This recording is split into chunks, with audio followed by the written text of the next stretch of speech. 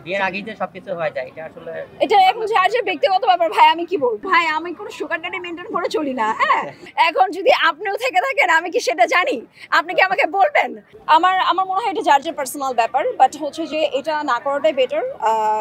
যার যার আমার মনে হয় যে বিয়ের পরে সুন্দর একটা লাইফ লিড করা যায়, সো এটা করাটাই বেটার। বিয়ের আগেই যে সবকিছু হয়ে যায় এটা আসলে এটা এখন যার যার ব্যক্তিগত ব্যাপার। ভাই আমি কি বলবো, এখন আমার তো সেখানে কিছু করার নেই। এখন আমি যেমন আমি তেমনটাই বলবো। সো আমি যেটা পছন্দ করি না সেটাকে আমি ডেফিনেটলি আমি অ্যাপ্রিশিয়েট করতে পারি না। বাংলাদেশ হিসাবে আমাদের মুসলিম কান্ট্রি হিসাবে এটা আপনি কিভাবে দেখেন? এটা দেখার দায়িত্ব তো আসলে আমার না। এটা দেখার দায়িত্ব ডেফিনেটলি আমার না। এটা আসলে যাদের দেখার বিষয় তারা যদি চোখ বন্ধ করে থাকে সেখানে আমার তো কিছু করার নেই। ভাই আমি কেন দু একজনের মানে নাম বলতে যাবো বলেন তো? এখন যদি আপনিও থেকে থাকেন আমি কি সেটা জানি? আপনি কি আমাকে বলবেন? তো আমি যেটা দেখেছি আমি আমি অনেককে চিনি, তো জানাশোনা আছে। তো আমি আপনাকে আমি কেন কেন আমি অন ক্যামেরায় আমি নাম বলতে যাবো? আপনি সত্য বলতেই পারেন। সত্য আমি বলতেই পারি, কিন্তু আমি আরেকজনের কথা কেন বলবো? এখন যদি আমি করতাম আমি বলতাম যে হ্যাঁ আমি করি। আচ্ছা যাই হোক, আপনি করার ইচ্ছা আছে? না, আমার করার ইচ্ছা নেই, বিকজ আমি এঙ্গেজড। হ্যাঁ, আমাদের ফার্স্ট মিটে আমার এঙ্গেজমেন্ট হয়ে গেছে এবং আমি তার সাথে কমিটেড। আমাদের লং ডিস্টেন্স রিলেশনশিপ ছিল। সো অলমোস্ট সে আমাকে পছন্দ করতো, 5 ইয়ার্সের মতো আমাকে পছন্দ করতো। অ্যান্ড দেন আমি তাকে বলেছি 1.5 বছর আগে, আমি তাকে বলেছি ওকে ঠিক আছে ফাইন আসো দেখা হোক। অ্যান্ড দেন তারপরে দেখা হলে যদি আমাদের সব কিছু মিলিয়ে যদি ভালো লাগে তাহলে আমরা হয়তো বা আগে বাড়তে পারবো। এবং সে যখন এসছে তারপর দিনই আমাদের এঙ্গেজমেন্ট হয়ে গেছে এবং সে আবার ইউকে চলে গেছে। এটাও কি ধোঁকা খাওয়ার সম্ভাবনা? না, আলহামদুলিল্লাহ না। আপনারা কেন এরকম করছেন? হ্যাঁ, দোয়া তো করতে হয় মানুষের জন্য। বলেন যে দোয়া করি যেন আপনি সামনে ধোঁকা না খান, কখনো যেন আপনার সাথে সেটা না হয়। সেটা না বলে আপনি আমাকে জিজ্ঞেস করে বলছেন যে এটা কি ধোঁকা খাওয়ার সম্ভাবনা আছে কিনা। ভাই ধোঁকা খাওয়ার জন্য কি কেউ ডেফিনেটলি আগে পা বাড়ায় না, রাইট? সো আমিও ধোঁকা খাওয়ার জন্য আগে পা বাড়াইনি। আশা করছি যে তার সাথে হয়তো বা মৃত্যুর আগ পর্যন্ত সময় কাটাতে পারবো বা হচ্ছে তার সাথে। যথেষ্ট সুন্দরী মেয়েদের ডিভোর্সের সংখ্যা বেশি, একটু জানতে পারি? সুন্দরী মেয়েদের যে ডিভোর্সের সংখ্যা বেশি, এটা যে বলছেন, এটা আমার মনে হয় যে খুবই রং একটা কোশ্চেন। ডিভোর্সের সংখ্যা আসলে আমাদের সমাজে এখন প্রচুর বেড়ে গেছে। সেটা আমাদের আপনি বাংলাদেশ বলেন বা হচ্ছে অন্য কোনো কান্ট্রিতেই বলেন। কেন যে ছেলেদের চেহারা সুন্দর থাকে না তাদের ডিভোর্স হয় না? তাদেরও তো ডিভোর্স হয়। তো এইটাও তো বলতে পারেন যে ছেলেদের ক্ষেত্রেও তো সেটা হতে পারে। সুন্দর ছেলেদেরও হতে পারে। আসলে ডিভোর্সটা হয় যখন হচ্ছে যে দুজনের হচ্ছে আপনার বনিবনাটা হয় না বা রেসপেক্ট থাকে না। হয়তো ভালোবাসা না থাকলেও সংসার করা যায়, কিন্তু রেসপেক্ট যখন না থাকে তখন কিন্তু সংসার করা যায় না।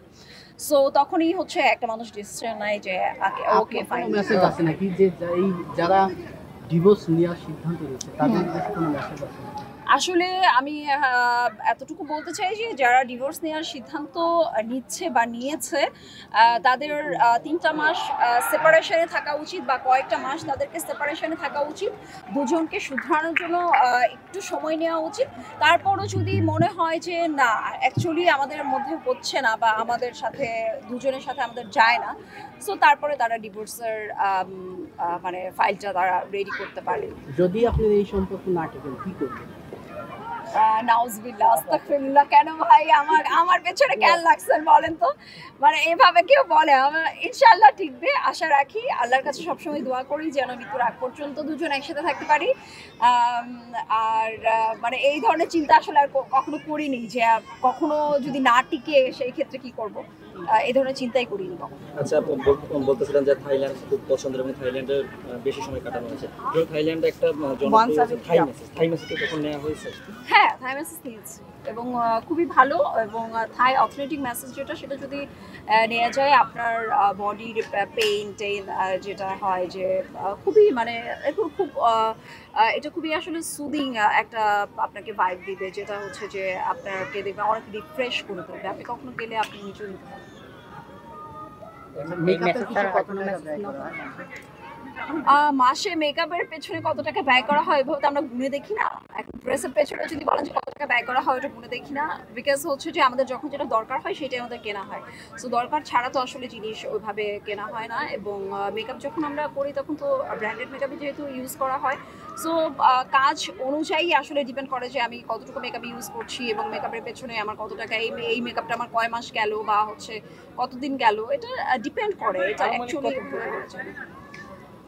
এখন ভাইয়া সেটা আনুমানিক আমি বলতে পারবো না, মানে কত টাকা না, লাখখানিক ভাই, লাখখানিক একটা মেকআপের পেছনে ই করবো ভাই। আমি কোনো সুগার ড্যাডি মেনটেন করে চলি না, হ্যাঁ, বা হচ্ছে যে আমি এত বড় লোক বাপের মেয়ে না যে আমি লাখখানিক টাকা আমি মেকআপের পেছনে ব্যয় করবো। I am extremely sorry about that. এটা অন্য কারো ক্ষেত্রে হতে পারে, বাট আমার ক্ষেত্রে না।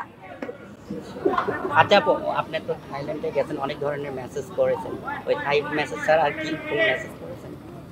থাই মেসেজই তো মানুষ নিয়ে থাকে, ফুড মেসেজ আর থাই মেসেজ এগুলোই তো নিয়ে থাকি। আচ্ছা মেসেজটা কি এটা আপনাদের ছেলেদের জন্য, আপনারা ছেলেরা ভালো করতে পারবেন, যারা ছেলেরা থাইল্যান্ডে গিয়েছেন আপনাদের জন্য অনেক সুযোগ সুবিধা আছে, সো আপনারা সেটা ভালো বলতে পারবেন ভাই। আমরা তো এখনো দেশের বাইরে যাইনি, অভিজ্ঞতা যাবেন ভেরি সুন যাবেন। আপনারা যেভাবে প্রশ্ন করেন, আপনারা যেভাবে ভাইরাল হয়ে আপনারা তো আপনাদের পেজ থেকে যে পরিমাণ ইনকাম করবেন সেই ইনকামের টাকা দিয়ে আমরা থাইল্যান্ডের প্রথম ট্যুরটাই থাইল্যান্ডে দিন আচ্ছা ভাই।